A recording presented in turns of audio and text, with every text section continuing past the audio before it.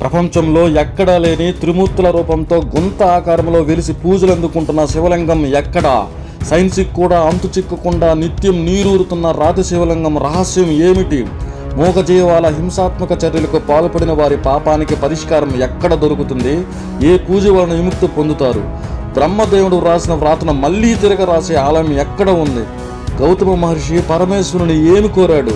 వీటన్నింటిని తెలియపరిచే ఆలయం ఎక్కడుందనుకుంటున్నారు? మన దేశంలోనే మహారాష్ట్రలోని నాసిక్ జిల్లాలో ఉండే త్రయంబక్ నగరంలో ఉండే 12 జ్యోతిర్లింగాలలో 5వదైన త్రయంబకేశ్వర జ్యోతిర్లింగం. ఒకసారి ఎలా ఉందో చూడండి ఈ పురాతన ఆలయం.